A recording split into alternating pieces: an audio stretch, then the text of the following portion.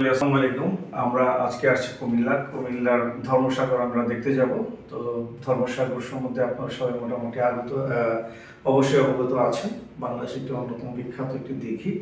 এই দিঘিকে কেন্দ্র করে অনেক কিছুই গড়ে উঠেছে।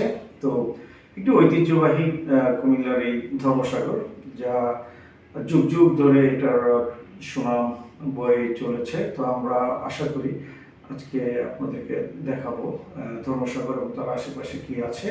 তো সেটাই আপনাদেরকে নিয়ে যাব। তো দেখতে থাকবেন, ভালো লাগবে আশা করি।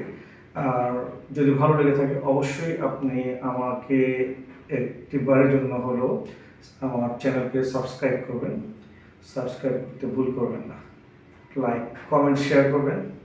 তো দর্শক মণ্ডলী অবশ্যই দেখবেন আমাদের আজকের পর্ব ধর্মসাগর, কুমিল্লার ধর্মসাগর। তো দেখতে থাকুন। দর্শক মণ্ডলী, ধর্মসাগর বাংলাদেশের কুমিল্লা মহানগরীর একটি ঐতিহ্যবাহী মানবসৃষ্ট জলাশয়, যা আপনারা দেখতেই পাচ্ছেন। আমরা এখন ধর্মসাগরে প্রবেশ করলাম। তো প্রবেশ সম্পূর্ণ বিনামূল্যে। তো এই জলাধারটি 1458 সালে ত্রিপুরা রাজ্যের রাজা ধর্মমাণিক্য প্রথম খনন করেছিলেন। তো ধর্মসাগরের এই আয়তন বেশ অনেক জায়গা নিয়ে, বিশেষ করে 13.18 একর জায়গায় এই ধর্মসাগরটি প্রতিষ্ঠিত হয়েছে। ধর্মসাগরকে কেন্দ্র করেই অনেক কিছুই প্রতিষ্ঠিত হয়েছে। পুকুরের পশ্চিম পাড়ে যেমন রয়েছে কাজী নজরুল ইসলামের স্মৃতি কেন্দ্র, এবং এই ধর্মসাগরের প্রতিষ্ঠার আরও বেশ কিছু কারণ রয়েছে, যেমন সুপেয় পানির বন্দোবস্ত করা, মানুষের যেন ঠিকমতো পানি পেতে পারে এই ব্যবস্থার জন্য মূলত ধর্মমাণিক্য এই খালটি খনন করেন। এটি বাংলাদেশের নগর জল ঐতিহ্যের একটি প্রাচীনতম নিদর্শন হিসেবেই আমরা জানতে পারি বা বিবেচিত হয়। ধর্মসাগরে কিন্তু আপনি নৌকার প্যাডেল বোট বা ইঞ্জিন চালিত বোটের ব্যবস্থা রয়েছে। আপনি ইচ্ছা করলে টাকা দিয়ে আপনি বোটের এনজয় করতে পারেন।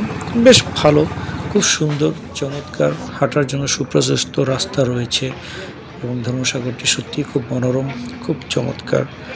আর এর অন্যতম কারণ হলো যে ইটের যে সান বাঁধানো ঘাট, পাশাপাশি রাস্তা এবং চতুর্দিকে চমৎকার গাছগাছালিতে ভরপুর। আর এখানে আপনি দেখতে পাচ্ছেন যে রঙিন মাছ ছাড়া হয়েছে।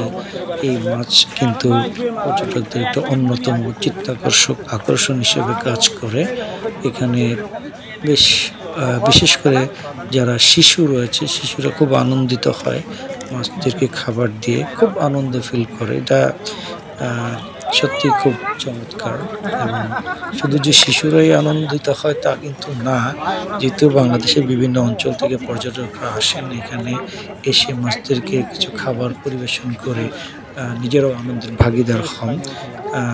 এইটা ঠিক কুমিল্লার জন্য একটা অন্যতম আকর্ষণীয় এবং চিত্ত বিনোদনের জন্য একটা আকর্ষণ রূপ ধারণ করেছে এই রঙিন মাছগুলো। কার্প জাতীয় যে রঙিন মাছ রয়েছে, এই কার্প মাছগুলো মানুষকে বেশ আনন্দ দিয়ে থাকে।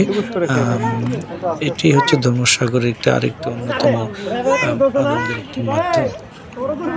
এবং আপনি দেখবেন যে এখানে যাদের হাঁটার অভ্যাস রয়েছে, মর্নিং ওয়াক করার অভ্যাস রয়েছে, এরাও কিন্তু এখানে হেঁটে তার শরীরকে ফিটনেস রাখতে পারে। পাশাপাশি আরও সরকারি এবং বিভিন্ন প্রতিষ্ঠানগুলো এখানে তৈরি হয়েছে। এখানে বেসরকারি, সরকারি শিক্ষা প্রতিষ্ঠান একটি স্বতন্ত্র সত্তা হিসেবে দিঘির পরিবেশ রক্ষণ এবং সংরক্ষণের দিকে কাজ করে আসছে। এবং মনে হয় যেন এই দিঘির বিকেল বেলা একটি মেলা বসে, যা সত্যি খুব অপরূপ দৃশ্যের একটি অবতারণা ঘটে। শুরু থেকে শহরের কেন্দ্রীয় বিনোদন অঞ্চলগুলির এই জলাশয় পূর্ব তীরের উপর ভিত্তি করে গড়ে উঠেছে ধর্মসাগর। তো ধর্মসাগরে কুমিল্লার একদম ঠিক প্রাণকেন্দ্র দিঘির কান্দিতেই প্রতিষ্ঠিত রয়েছে। আপনারা দেখতে পাচ্ছেন এখানে ফুচকা বিক্রি হচ্ছে বা বিভিন্ন ধরনের চায়ের স্টল রয়েছে। তো মানুষ এখান থেকে বেশ কিনে থাকে খেয়ে উপভোগ করে থাকে এবং ওরা আনন্দ নিয়ে এখানে আসেন। সত্যি ধর্মসাগর একটি অত্যন্ত চিত্তাকর্ষক একটি জায়গা, যা শুধুমাত্র যে দেশের বিভিন্ন প্রত্যন্ত অঞ্চল থেকে মানুষ দেখতে আসে তা কিন্তু না, এখানে বিদেশ থেকেও অনেক পর্যটক এসে এটার ঠিক সৌন্দর্য উপভোগ করেন। এটা আপনারা যদি না দেখে থাকেন তাহলে কিন্তু এর সৌন্দর্য বা আসল রূপ আপনারা উপভোগ করতে পারবেন না। তো দর্শক মণ্ডলী, দেখতে থাকুন আজকের আমাদের পর্ব ধর্মসাগর, কুমিল্লার বিখ্যাত ধর্মসাগর। অবশ্যই আপনাদের কাছে একটি আবেদন যে ধর্মসাগর দেখে যদি আপনার এই ভিডিওটি ভালো লেগে থাকে অবশ্যই আমাকে লাইক, কমেন্ট, শেয়ার করবেন। আর আপনাদের কাছে আরেকটি অনুরোধ, শুধু লাইক, কমেন্ট, শেয়ার করবেন না, পাশাপাশি আমাকে পাশে থাকা বেল আইকনটি ক্লিক করে রেখে দেবেন যেন পরবর্তী ভিডিও আপলোড আপনারা সহজে পেতে পারেন। তো দেখতে থাকুন আজকের ধর্মসাগর, কুমিল্লার বিখ্যাত ধর্মসাগর এবং তার আশেপাশের সব কিছু দেখা যাচ্ছে। ধর্মসাগরের পাশেই কিন্তু রয়েছে কুমিল্লার স্টেডিয়াম, জেলা দক্ষিণ পাড়ে কুমিল্লা মহিলা মহাবিদ্যালয় পুরনো ক্যাম্পাস। দর্শনার্থীর জন্য বসার কিন্তু খুব সুন্দর জায়গা রয়েছে। তো অবশ্যই আপনারা দেখতে আসবেন, দেখে যাবেন, ভালো লাগবে। এখানে রানী কুটির রয়েছে, পৌর পার্ক রয়েছে, তো দেখতে পাচ্ছেন।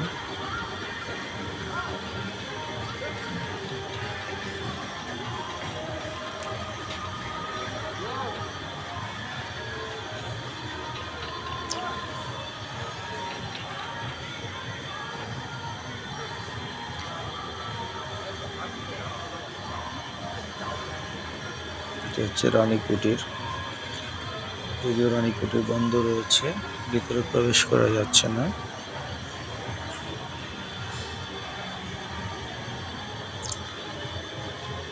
তার ঠিক রানী কুটিরের ঠিক পাশেই দেখতে পাবেন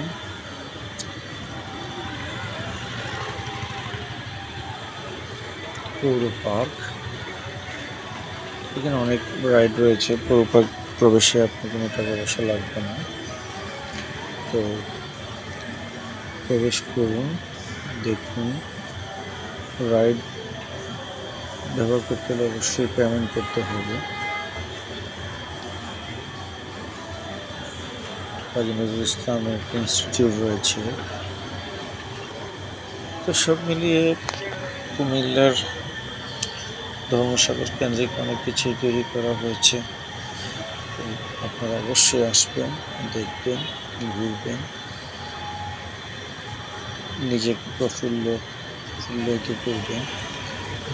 এটা হচ্ছে শিশু পার্ক। শিশু পার্কে প্রবেশে কোনো টাকা পয়সার প্রয়োজন হয় না, কিন্তু রাইড যখন ব্যবহার করবেন অবশ্যই আপনাকে পেমেন্ট করতে হবে। কিছু কিছু রাইড আছে ফ্রি বাচ্চাদের জন্য। তো এই হচ্ছে আমার আজকের কুমিল্লা ধর্মসাগর ভ্রমণ। বাকিটা পরে দেখতে থাকুন, ভালো লাগবে। ভালো লেগে থাকলে অবশ্যই আমাকে লাইক, কমেন্ট, শেয়ার করবেন। পাশাপাশি আমাকে অবশ্যই সাবস্ক্রাইব করে আমার পাশে রাখবেন।